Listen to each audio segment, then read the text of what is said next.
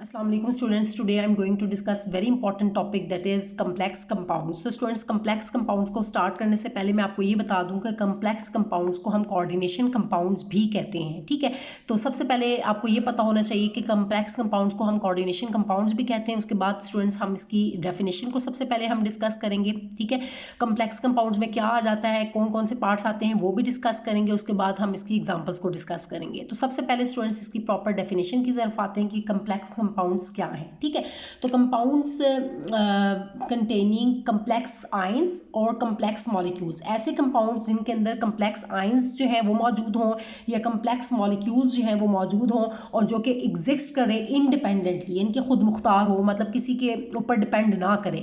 ठीक है, तीन बातें स्टूडेंट्स आपने याद रखनी है कि ऐसे कंपाउंड्स जिनके अंदर क्या हो, कम्प्लेक्स आयंस हों या फिर कम्प्लेक्स मॉलिक्यूल्स मौजूद हों। ठीक है, या फिर थर्ड बात कि जो कि एग्जिस्ट करें इंडिपेंडेंटली, यानी कि खुद मुख्तार हो, किसी पर डिपेंड ना करें। तो ऐसी कंपाउंड्स को हम क्या कहते हैं, कम्प्लेक्स कंपाउंड्स कहते हैं या कोऑर्डिनेशन कंपाउंड्स कहते हैं। तो जैसे कि स्टूडेंट्स मैंने यहाँ पर वर्ड बोल दिया कि कम्प्लेक्स आयंस, तो इसका क्या मतलब है ये मैं अभी आप लोगों से डिस्कस करने जा रही हूँ। तो ये प्रॉपर डेफिनेशन थी, होप्स कि ये आपको क्लियर हो गई है। तो इसमें ये जो कम्प्लेक्स वर्ड जो कम्प्लेक्स है, इसका क्या मतलब है, यही मैं बात अब आप लोगों से डिस्कस करने जा रही हूँ। तो स्टूडेंट्स, जब भी टर्म आए कम्प्लेक्स का मतलब क्या है, तो आपने देखना है कि इसमें क्या होता है कि हमारे पास मेटल होता है। ये जो मेटल है usually it is a transition metal. ठीक है, मेटल होगा और उसके साथ जो है it is surrounded by a number of ligands. ठीक है, तो ये एल मेटल्स हो, मेटल के साथ जो लिगेंड लगा हो, तो जब इस तरह से ये मिलेगा तो इसको हम क्या बोलते हैं, कम्प्लेक्स बोलते हैं। ये दोनों के मिलने से आपको जो फाइनल कंपाउंड मिलेगा उसको हम क्या बोलते हैं, कम्प्लेक्स कंपाउंड बोलते हैं। क्या बोलते हैं स्टूडेंट्स, कम्प्लेक्स कंपाउंड बोलते हैं। ठीक है, कम्प्लेक्स कंपाउंड बोलते हैं। ठीक हो गया, तो जब भी मेटल जो है वो लिगेंड के साथ कंबाइन होगा, तो अब देखें यहाँ पर स्टूडेंट्स, जरूरी नहीं है कि आपके पास जो है वो मेटल के साथ एक ही लिगेंड लगा हो। ठीक है, एक से ज़्यादा लिगेंड्स भी अटैच हो सकते हैं। मतलब मैं यहाँ पर जस्ट सिंपल इसको समझाने के लिए मैं लिख सकती हूँ, मैं लिख देती हूँ MLN। ठीक है, ये आपके पास कम्प्लेक्स कंपाउंड है। MLN क्या है, आपके पास M जो है वो मेटल को रिप्रेजेंट कर रहा है, L जो है वो लिगेंड को रिप्रेजेंट कर रहा है। ये मेटल क्या है, लिगेंड क्या होता है, ये सारी बात मैं अभी आपसे इसी लेक्चर में डिस्कस करूंगी। ठीक है, तो मेटल और लिगेंड, और मतलब ये सिंपल अभी मैं इसकी नोटेशन बता रही हूँ। तब जब भी मेटल हो और उसके साथ लिगेंड्स लगे हों, तो ये एनी नंबर लिगेंड्स है, मतलब जितने भी लिगेंड्स आप अटैच कर सकते हैं वो मैं फर्दर अभी डिस्कस करती हूँ। ठीक है, तो ये MLN कॉम्प्लेक्स जो है, ये MLN जो बनेगा इसको हम क्या कहते हैं, कम्प्लेक्स कंपाउंड है। ठीक हो गया स्टूडेंट्स, तो यहाँ पर अब मेटल जो मैंने आपको बताया कि it is usually a transition metal. तो ट्रांजिशन मेटल में आपके पास जो है वो आपको पता है, पीरियोडिक टेबल को अगर आप देखें तो जो डी ब्लॉक के एलिमेंट्स हैं उनको हम क्या कहते हैं, ट्रांजिशन मेटल कहते हैं। D and F block elements को। तो ट्रांजिशन मेटल में आपके पास यहाँ पर यूजली हम D ब्लॉक एलिमेंट्स की बात करेंगे, डी ब्लॉक ट्रांजिशन मेटल्स को, जिसमें हम लेट सपोज आयरन ले लिया, कोबाल्ट ले लिया, निकल आ गया, कॉपर आ गया। तो इस तरह से आप कोई भी मेटल यहाँ पर ले लेंगे, ट्रांजिशन मेटल। उसके बाद जो ये लिगेंड है स्टूडेंट्स, तो यहाँ पर मेटल को आप ये याद रखें कि मेटल्स क्या होते हैं, इलेक्ट्रॉन। वैसे तो हम लोगों ने पढ़ा है कि मेटल्स होते हैं वो इलेक्ट्रॉन डोनर होते हैं। ठीक है, लेकिन इन केस, इसके केस में क्या होगा, जो आपके पास कम्प्लेक्स कंपाउंड है इनके केस में जो मेटल होगा वो इलेक्ट्रॉन डेफिशिएंट होगा। ठीक है, इलेक्ट्रॉन डेफिशिएंट सेंटर है, तो इलेक्ट्रॉन डेफिशिएंट है, और इसके साथ ये जो लिगेंड्स है ये इलेक्ट्रॉन डोनर होंगे। ठीक है, ये क्या करेंगे, लॉन पेयर ऑफ इलेक्ट्रॉन जो है वो डोनेट करेंगे इस मेटल को। तो ये स्टूडेंट्स क्या करेंगे कि लिगेंड जो है वो मैंने अभी आपको बताया कि ये क्या करेंगे, लॉन पेयर ऑफ इलेक्ट्रॉन जो है वो क्या करेंगे, लॉन पेयर ऑफ इलेक्ट्रॉन या इलेक्ट्रॉन पेयर जिसे आप कहेंगे, लॉन पेयर ऑफ इलेक्ट्रॉन, ये क्या करेंगे, इस मेटल को डोनेट कर देंगे। ठीक है, तो ये एक मेटल जो है वो क्या करे, डेफिशिएंट इलेक्ट्रॉन डेफिशिएंट है, तो ये क्या करेगा, लॉन पेयर ऑफ इलेक्ट्रॉन इस लिगेंड से लेगा। ठीक है, तो होप्स हो कि ये दोनों पॉइंट्स आपको क्लियर होंगे कि एम मेटल यहाँ पर क्या है और लिगेंड जो है वो कौन सा होगा। ठीक है, लिगेंड कौन सा है, अब ये सारी बातें मैं आप लोगों से नेक्स्ट लेक्चर में भी डिस्कस करूंगी स्टूडेंट्स, क्योंकि एक लेक्चर में सारी बातें तो आपसे डिस्कस नहीं कर पाऊंगी। लेकिन अभी का जो हमारा टारगेट था कि कम्प्लेक्स कंपाउंड्स क्या होते हैं, उसके जो बारे में मैं आप लोगों से डिस्कस करने जा रही थी। तो ये डिटेल में सारा कुछ मैं पॉइंट्स नेक्स्ट लेक्चर में भी आप लोगों से डिस्कस करूंगी कि सेंट्रल मेटल एटम क्या होता है, मेटल एटम क्या होता है, लिगेंड क्या होता है, इसके अंदर जो है फर्दर जो टाइप्स ऑफ लिगेंड्स हैं, बाइडेंटेट, मोनोडेंटेट, हेक्साडेंटेट, ये सब लिगेंड्स जो है वो मैं आप लोगों से इससे नेक्स्ट लेक्चर में आप लोगों से डिस्कस करूंगी।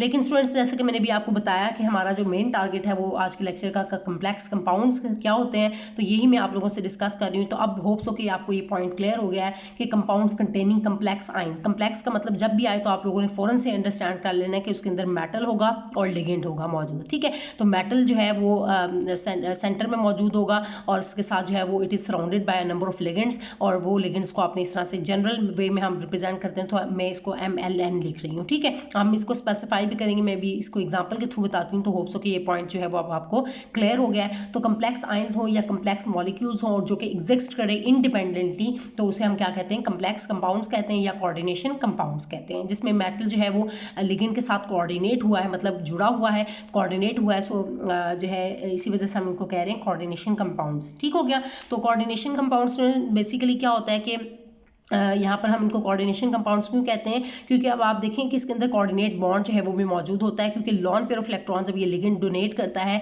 तो ये आपको पता है कि जो भी lone pair of electron donate कर रहा होता है दूसरे एटम को, तो हम उसे क्या कहते हैं कि वो थ्रू कोऑर्डिनेट बॉन्ड जो है वो डोनेट कर रहा होता है। इसी वजह से जो है कोऑर्डिनेट लिंकेज या कोऑर्डिनेट बॉन्ड होने की वजह से मौजूद होने की वजह से हम इनको कोऑर्डिनेशन कंपाउंड्स भी कहते हैं, ठीक है। इस तरह से भी आप इसको डिफाइन करते हैं।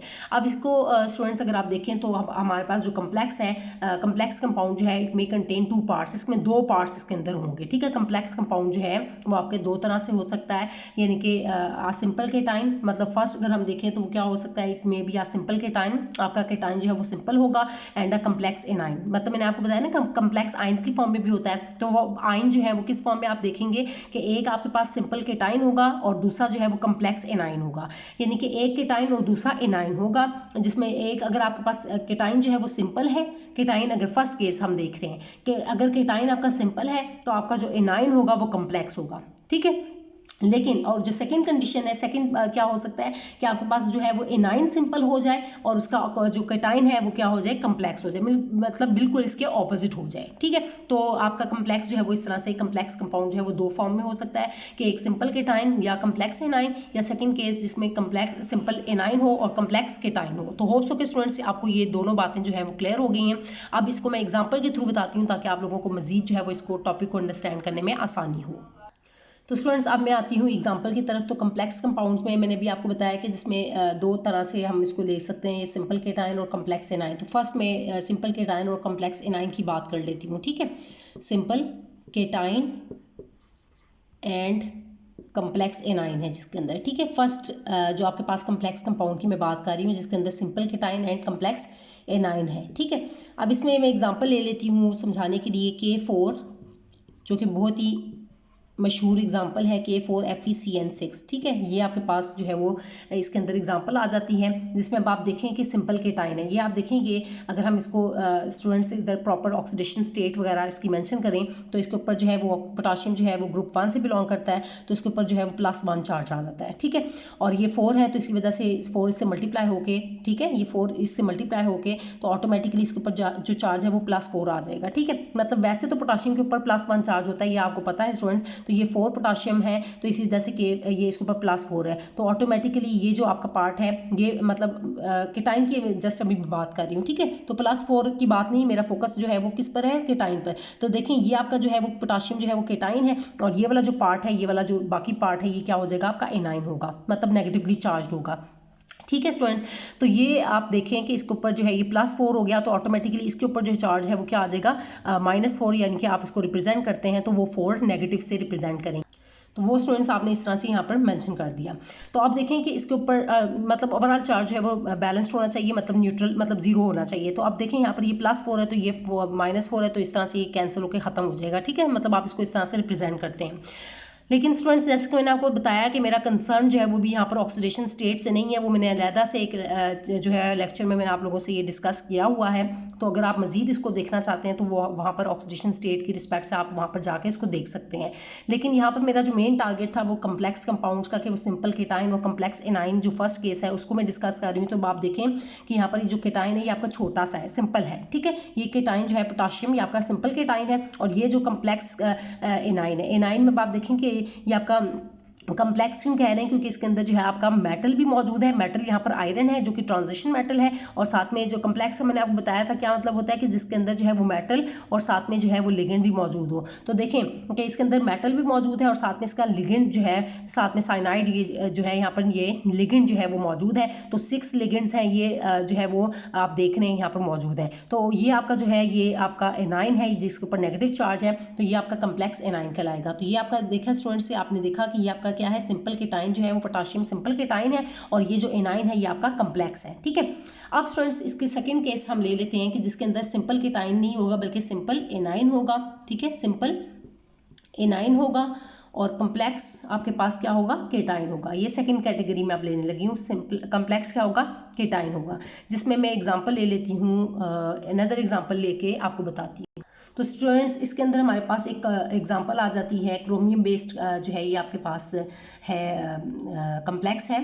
तो देखें कि Cr क्रोमियम बेस्ड है और इसके साथ जो है 6 जो है अमोनिया लिगेंड जो है वो लगे हुए हैं और साथ में ये Cl3। ठीक है, अब यहाँ पर देखें स्टूडेंट्स कि ये आपके पास ये भी कम्प्लेक्स कंपाउंड है कि इसमें आप देखें कि आपके पास जो है ये फर्स्ट पार्ट जो है वो आप देखें कि ये पार्ट जो है वो केटाइनिक पार्ट है। ठीक है, और ये वाला पार्ट जो है वो एनाइनिक पार्ट है। Cl जो है आपके पास पता है कि इसके ऊपर नेगेटिव चार्ज आता है, क्लोराइड Cl के ऊपर नेगेटिव चार्ज आता है, तो ये एनाइनिक पार्ट है। अब 3 है तो इसी वजह से आप इसके ऊपर ये 3Cl नेगेटिव की फॉर्म में आप इसको रिप्रेजेंट करेंगे। ठीक है, मतलब -3, और ये ऑटोमेटिकली इसके ऊपर जो है वो क्या चार्ज आ जाएगा, +3 चार्ज आ जाएगा। ठीक है, ये 3 नेगेटिव है ना, मतलब ये 3 जाके मल्टीप्लाई हो जाएगा तो ये -3, तो ये ऑटोमेटिकली +3 होगा। मतलब आप इसके ऊपर -3 कभी भी नहीं लगाएंगे, एक क्लोरीन के ऊपर कभी भी -3 नहीं लगाएंगे। कहने का मतलब यह है कि एक Cl के ऊपर तो नेगेटिव चार्ज, एक नेगेटिव चार्ज आएगा, तो 3 Cl होंगे तो उसके ऊपर मतलब इस तरह से आप जो है वो -1 चार्ज लगाएंगे, मतलब 3 क्लोराइड आयंस हैं यहाँ पर, कहने का ये मतलब है। ठीक है स्टूडेंट्स, तो ये -3 और ये फिर ऑटोमेटिकली ये +3 होगा, तो क्योंकि यहाँ पर ये न्यूट्रल लिगेंड अमोनिया जो है वो न्यूट्रल लिगेंड जो है वो लगा हुआ है, तो यहाँ पर ये हो गया। अब देखें स्टूडेंट्स कि यहाँ पर ये जो आपका केटाइन है ये बड़ा है मतलब इसके अंदर कम्प्लेक्स है, यानी कि कम्प्लेक्स आपका केटाइन है। केटाइन कम्प्लेक्स है मतलब इसके अंदर मेटल भी है और लिगेंड भी है। देखिए ये मेटल भी है और साथ में इसका लिगेंड भी लगा हुआ है। मेटल यहाँ पर क्रोमियम है और लिगेंड जो है वो आपने कौन सा लिया है, अमोनिया लिगेंड लिया है, तो ये कम्प्लेक्स केटाइन बन गया। ठीक है, अब यहाँ पर आप देखें कि जिसके साथ एनाइन लगा हुआ है वो सिंपल है, मतलब बिल्कुल सिंपल क्लोराइड एनाइन जो है वो यहाँ पर मौजूद है। तो ये दोनों कंडीशंस आपने देख ली हैं स्टूडेंट्स की कम्प्लेक्स कंपाउंड क्या होता है, जो कि मैंने आपको स्टार्ट में बताया कि जिसके अंदर मेटल हो और it is surrounded by a number of ligands. ठीक है, तो ये सिंपलेस्ट आप इसको जनरल वे में इसको इस तरह से रिप्रेजेंट करते हैं। लेकिन अगर हम मजीद इसको देखें तो वो इसमें 2 कंडीशंस आती हैं कि एक या तो फर्स्ट कंडीशन है कि जिसमें सिंपल केटाइन हो और कम्प्लेक्स एनाइन हो, और सेकेंड जो है वो जिसमें सिंपल एनाइन हो और कम्प्लेक्स केटाइन हो। तो ये दोनों को मैंने स्टूडेंट्स एग्जाम्पल के थ्रू आप लोगों से डिस्कस किया है। होप्स हो कि ये सब बातें जो है वो आपको क्लियर हो गई हैं और आपको कम्प्लेक्स कंपाउंड के बारे में कंप्लीट डिस्कशन मतलब जो मैंने आज के लेक्चर में आप लोगों से किया वो आपको क्लियर हो गई है। तो स्टूडेंट्स इससे नेक्स्ट लेक्चर में मैं आप लोगों से जो इसके अंदर टर्म्स आ जाती हैं, यानी कि जो ये टर्म्स जैसे मैंने डिस्कस की कि मेटल है, मेटल को प्रॉपर मैं डिफाइन करूंगी। नेक्स्ट लेक्चर में मैं आप लोगों से ये जो टर्म्स हैं मेटल्स हो गई, लिगेंड्स हो गए, लिगेंड्स में जो इसकी टाइप्स हैं फर्दर जो कि मोनोडेंटेट लिगेंड, पॉलीडेंटेट लिगेंड, यानी कि बाइडेंटेट, हेक्साडेंटेट, ये सारी जो है वो आप लोगों से डिस्कस करूंगी। इसके अलावा जो मजीद टर्म्स हैं coordination number, coordination sphere, each and everything, वो स्टूडेंट्स मैं आप लोगों से डिस्कस करूंगी। तो स्टूडेंट्स अगर आप जो है वो मजीद इस टॉपिक से रिलेटेड जानना चाहते हैं तो वो इससे नेक्स्ट लेक्चर में मैं स्टूडेंट्स में आप लोगों से पहले ही मैंने आपसे डिस्कस किया कि वो मैं नेक्स्ट लेक्चर में आप लोगों से डिस्कस करूंगी और ये मैं प्ले लिस्ट में ऐड कर दूंगी। तो इस चैप्टर की प्ले लिस्ट में जो ट्रांजिशन एलिमेंट्स ये जो चैप्टर है हमारा, उसमें ये प्लेलिस्ट में जो है जाके आप कंप्लीट प्लेलिस्ट आपको जो है ये इस लेक्चर से रिलेटेड और इस चैप्टर से रिलेटेड कंप्लीट वीडियोस जो है वो लेक्चर्स आपको मिल जाएंगे। तो स्टूडेंट्स फिर मिलते हैं ऐसे नेक्स्ट लेक्चर में। तो स्टूडेंट्स होप्स हो कि आज का जो लेक्चर है वो आप लोगों को कम्प्लीटली समझ आ गया, और आज के लेक्चर से रिलेटेड अगर आपके माइंड में स्टिल कोई भी कन्फ्यूजन है तो वो आप मुझसे कमेंट्स में पूछ सकते हैं। Thank you so much students.